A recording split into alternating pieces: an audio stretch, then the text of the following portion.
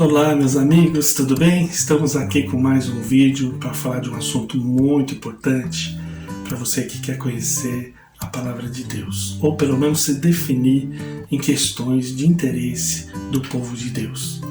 Mas antes de falar sobre esse assunto, eu gostaria que você já dê um like aí e se inscreva em nosso canal, tá bom? Isso nos ajuda a promover os assuntos, da Bíblia deste canal. Me ajuda aí a edificar as vidas das pessoas, tá bom? E se preparando aí para a volta de Jesus, que ele está próximo, né? Amém? Bom, então você é um assunto que vai demorar um pouquinho, mas eu vou procurar ser o mais rápido possível, tá bom? Para não tomar o seu tempo. Mas olha, é o seguinte, há duas correntes sobre a questão se a igreja vai participar ou não da tribulação,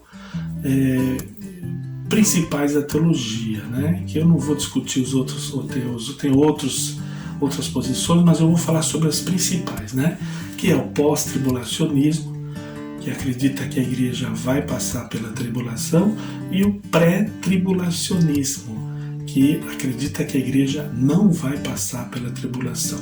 Então nós temos duas ideias, duas interpretações diferentes sobre a questão da igreja e o arrebatamento. Então, para te ajudar aí a elucidar, para você ter um esclarecimento, antes de qualquer coisa nós precisamos ver a história, como surgiu essas ideias. Para a gente ter certeza, entrar no campo da certeza para ver qual realmente se aproxima mais, esteja mais próximo da interpretação bíblica. Porque eu, meu querido e minha querida, eu quero estar próximo do que a Bíblia fala, não longe, Quem é de Deus quer estar perto daquilo que a Bíblia fala. Bom, tudo começa aqui na profecia de Jesus, que está lá em Mateus 24, versículo 21 e 22, que diz assim: porque esse tempo haverá grande tribulação, como desde o princípio do mundo até agora não tem havido e nem haverá jamais. Não tivesse aqueles dias sido abreviados, ninguém seria salvo, mas por causa dos escolhidos, tais dias serão abreviados. Então, quando Jesus fala da grande tribulação, é uma tribulação que nunca houve na face da terra, Então toda a perseguição que vai acontecer em relação ao povo de Deus nunca houve. Tudo aquilo que aconteceu nos primeiros séculos com os cristãos, tudo aquilo que Hitler fez com os judeus na Segunda Guerra Mundial, vai ser brincadeira, tá? Porque o anticristo vai fazer coisas terríveis com relação ao povo de Deus. Então, vamos procurar, ver qual ideia estaria mais próxima de uma interpretação correta da palavra de Deus. Mas antes de nós procurarmos ver textualmente qual ideia se aproxima mais da palavra de Deus, eu quero falar a história das duas correntes. Eu quero falar da história do pós-tribulacionismo e a história do pré-tribulacionismo, para você já ir tirando as suas conclusões. Para você já vendo, opa, essa aqui parece que vai seguir aí a linha da interpretação bíblica, Bom, em primeiro lugar, vamos falar do pós-tribulacionismo, que é uma ideia, é uma corrente teológica que existe já há muito tempo, antes do pré-tribulacionismo. Essa ideia de que a igreja iria passar ou que a igreja vai passar pela grande tribulação, já existia na igreja primitiva. Então, nos primeiros séculos da era cristã, a igreja de Jesus já acreditava e defendia essa ideia de que a igreja iria passar pela grande tribulação. No segundo século depois de Cristo, vai surgir um tipo de um livretinho chamado Didaquê, que vai servir de instrução para os discípulos de Jesus, instrução em relação aos ensinos do Senhor Jesus. Também nós vemos na história da igreja que os pais da igreja, que eram teólogos, eram pessoas que tinham grande influência na organização da doutrina cristã, eles também vão defender a ideia de que a igreja vai participar da tribulação. né? Então nós vemos aí Justino Mártir, 100 a 165 depois de Cristo, Irineu, Tertuliano, Lactâncio e outros. Todos eles defendiam a ideia de que a igreja iria passar pela tribulação. Aí nós vamos vindo, chegamos na Reforma, né? E na Reforma também vai prevalecer essa ideia de que a igreja vai participar da grande tribulação. Então nós vemos aí que tradicionalmente, né, a Igreja de Cristo ela vem aí com essa ideia, né? Até os meados do século XIX, tá? Ninguém pensava diferente disso. Todo mundo tinha a mesma opinião, que a igreja iria passar pela grande tribulação. Bom, até 1830, e quando vai começar a surgir as ideias do pré-tribulacionismo. Então, como lembrando vocês, o pré-tribulacionismo defende a ideia de que a igreja não vai participar da grande tribulação, tá? O pré-tribulacionismo entende que a igreja antes da tribulação ela vai ser arrebatada, né? Ela vai ser arrebatada. Até antes de 1830, ninguém pensava isso. Todo mundo achava que a igreja ia passar pela grande tribulação. Em 1830, uma menina de 15 anos, Margaret MacDonald, ela lá na Escócia, em Port Glasgow, ela frequentava uma igreja chamada Igreja Católica Apostólica. Não é a Igreja Católica tradicional, mas era um grupo, né? Um grupo que formou, um grupo de oração, né? Que formou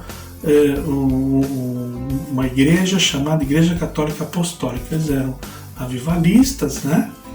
E eles então se reuniam para orar. E ali essa menina de 15 anos, ela tem uma revelação, ela tem uma visão. E ela passa para o grupo, olha, e ela diz: alguns cristãos seriam arrebatados antes da grande tribulação. Alguns cristãos iam ser arrebatados. E essa ideia, no momento assim, ninguém entendeu muito bem, né? Alguns cristãos não vão participar da grande tribulação, aliás, não vão participar da grande tribulação. E aí, um homem chamado John Nelson Darby, ele, em 1827, ele entra numa comunidade chamada Irmãos de Plymouth, na Escócia. Ele passa a frequentar esse grupo, que é um grupo de oração também, né? Nessa época, muitos grupos de oração iam estar surgindo, e aí vão surgir movimentos, igrejas, né? Pela Europa ali. E esse John Nelson Darby, quando ele ouve, né, essa visão, ele acredita, ele acha que é do Espírito Santo. Opa, peraí, isso aí é uma visão, né? Eu acredito nisso. Só que ele pega essa visão e muda um pouquinho, dá uma melhorada, né, naquilo que o Espírito Santo falou. Eu não entendo isso, né? O Espírito Santo falou: a coisa tem que dar uma melhorada.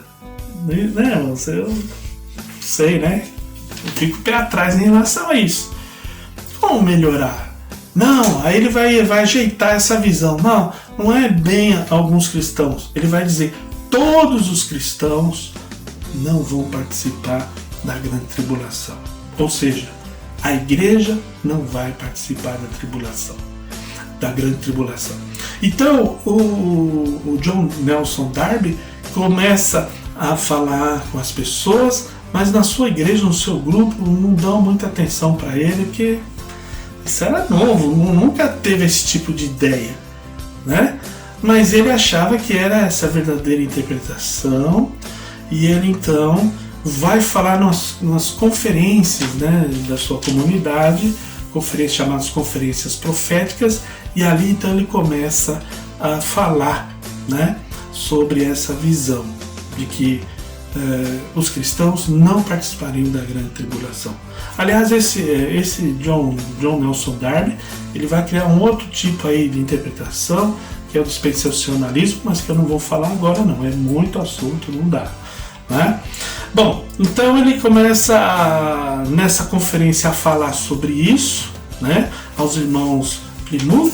Ele começa a falar dessa crença, mas poucas pessoas vão dar crédito a ele, poucas pessoas. Até que em 1909, Cyrus Scofield, que vai editar uma Bíblia, como ele acredita nessa posição do John Nelson Darby, o Scofield vai fazer uma edição de uma Bíblia, onde no rodapé, nas interpretações do texto, ele vai introduzir aí as ideias pré-tribulacionistas. E aí essa ideia vai espalhar pelo mundo aí, e mais gente vai acreditar, e vem até os nossos dias, né? Até os nossos dias. Bom, qual é a nossa conclusão aí então, meus queridos? Qual seria a conclusão, né? Eu fico meio assim, né? Porque o pós-tribulacionismo vem com uma tradição, né, irmãos? Tradição de interpretação bíblica, né? De coerência na interpretação bíblica. E a partir de 1830 vem essas ideias, né, que o John Darby lança no meio da igreja, né, uma profecia que ele melhorou por conta própria e outros acreditam e vêm e se espalham, né? Então aí eu já fico meio em dúvida, né? Meio em dúvida, porque no ponto de vista histórico, qual a ideia tem que dar mais relevância? Para aquela que tem base bíblica ou para aquela que vem com uma visão espiritual, nem surgiu de uma base bíblica, é uma visão espiritual que vem melhorada? Opa! Aí a gente fica assim, né, irmãos? E aí? Qual vai ser a posição? Eu já tomei a minha, né? Eu sei qual base, qual das duas eu estarei crendo mais por enquanto, né? Eu vou estar aí com os pós-tribulacionistas. Por quê? Eu prefiro ficar com a tradição, né? Esse negócio de visão, de melhorar a visão, que o outro não soube muito bem o que falou, mas melhorar assim e tal, é complicado. Então, meus irmãos, tá aí a história dessas duas correntes teológicas, tá bom? Pós-tribulacionismo vem da tradição, né, da tradição cristã. E o pré-tribulacionismo surgiu a partir de 1830 através de uma visão, né, dessa menina, uma visão que ela teve num culto lá. Então a gente precisa pensar, né? Precisa pensar e ter mais coerência e consistência naquilo que cremos. Tá bom, queridos? Eu vou ficar por aqui. No próximo vídeo eu vou falar sobre os versículos bíblicos que cada posição aí defende e onde estão alguns problemas aí de hermenêutica, de exegese, que nós vamos fazer bem rapidinho aí. Tá bom, queridos? Obrigado aí pela atenção. Não esqueça de dar um like aí no nosso vídeo, de compartilhar, de se inscrever. E até o próximo vídeo, tá bom? Deus abençoe a todos e tchau!